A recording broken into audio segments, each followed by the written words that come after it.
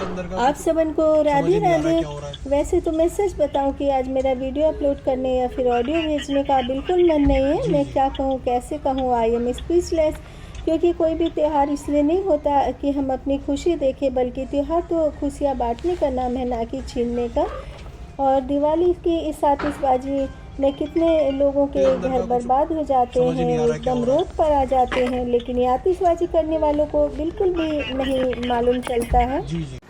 और दिवाली की रात का 9 बजे तक के पहले का ये वीडियो देखिए, परिवार के सारे लोग कितने खुश बैठे हुए हैं, दुकानदारी चल रही है, लोग सामान खरीद कर ले जा रहे हैं। परिवार के लोग बहुत ज़्यादा खुश हैं कि दुकानदारी जितनी ज़्यादा अच्छी होगी, आमदनी होगी, तो हमारा त्यौहार बहुत अच्छे से मन सकेगा। और 1:30 बजे रात को ये लोग आते हैं एक बार चेक करने की कहीं पटाखे तो नहीं फूट रहे, फिर वापस घर पर चले जाते हैं। लेकिन चंद मिनटों की खुशी ने एक परिवार को रोड पर लाकर खड़ा कर दिया।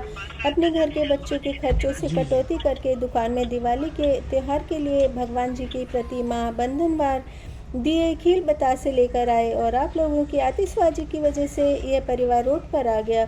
छोटे छोटे बच्चे हैं, इनका दुकान से ही सारा घर परिवार चलता है, खर्च चलता है।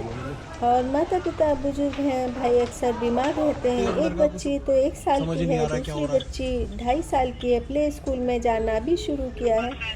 और 2 या 3 बच्चे हैं, वो भी 10-10, 11-11 साल के हैं। इनके घर का सारा खर्च दुकान से ही चलता था। घर के खर्च से बचाए पैसे भी दुकान में लगा दिए कि बिक्री बढ़ेगी तो आमदनी भी अच्छी होगी। 9 दुर्गे पर, दिवाली पर कर्ज लेकर और ब्याज से पैसा लेकर ये लोग दुकान के लिए सामान खरीद कर लाए।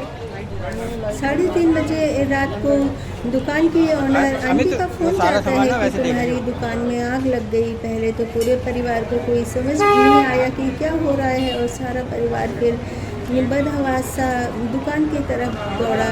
और आंटी भी अकेली थी, इस दुकान की ओनर, उनके भी हाथ बहुत ज़्यादा जल गया है और भयंकर आग लगी हुई थी। चारों तरफ हाहाकार मच गया, आग फैलने लगी। इधर उधर के आस पड़ोस के लोग आग को फैलने से बुझाने के लिए मदद करने लगे। कोई पानी डाल रहा है, कोई अपने घर से रेत भर करके ला रहा है कि किसी तरह से आग पर कंट्रोल पाया जा सके। एम्बुलेंस, फायर ब्रिगेड की गाड़ी आई, लेकिन तब तक पूजा घर और एक ज्वेलरी शोरूम है वो पूरी तरह से जल चुके थे। जरा सोचिए, एक परिवार दिन तक पूजा करके अपने साधन जुटाता है, और इस दुकान से सिर्फ इतना होता था कि परिवार स्वाभिमान से समय की रोटी खाता था। क्योंकि इस परिवार की महिला को मैं बहुत पहले से जानती हूँ। और त्योहारों पर दुकानदारी ज़्यादा हो तो परिवार के छोटे बच्चों से लेकर बुजुर्ग माता पिता भी सुबह से शाम तक दुकान पर बैठते हैं। दिवाली के नाम पर सिर्फ कुछ क्षण की खुशी के लिए आप लोगों ने हंसते खेलते परिवार की आंखों में आंसू दे दिए, एक व्यथा दे दी। जरा आप सोचिए, गरीब परिवार झील से शुरू होकर यहाँ तक पहुँचा था, और इन पटाखों की रोशनी से आपने इनके घर को अंधेरा कर दिया।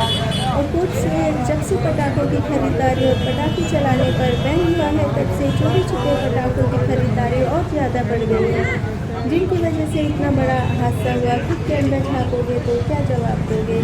कौन मदद करेगा इस परिवार की? छोटे छोटे बच्चों के अंदर का डर, दहशत कभी खत्म नहीं हो सकेगा। तो हर दिवाली में, जब भी दिवाली आएगी, इनको ये बात हमेशा याद आती रहेगी। इस दुख भरी घड़ी को ये लोग आखिर कैसे भूलेंगे? आप लोगों की चंद मिनटों की खुशी के लिए, थोड़े से पटाखे चलाने के लिए आप लोगों ने एकदम एक हंसते खेलते परिवार को कहाँ से कहाँ ला कर के छोड़ दिया।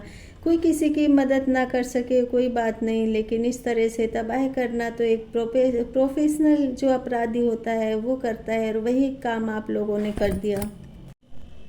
जब भी आतिशबाजी होती है, स्ट्रीट डॉग डर की वजह से उधर उधर छुप जाते हैं, भागने लगते हैं, बेचारे सोचने लगते हैं ये क्या हो रहा है। तो जरा सोचिए, जिस प्रकृति ने हमको उपहार में हमारी भावना को समझने वाले जीव जंतु, पशु पक्षी उपहार में दिए हैं, वही हम इंसानों से डरने लगे हैं। जिसने भी यह अपराध किया हो, औरों को यह अपराध करने से यदि वो रोक सके, तो यही उसकी खुद के लिए बहुत बड़ी माफ़ी होगी।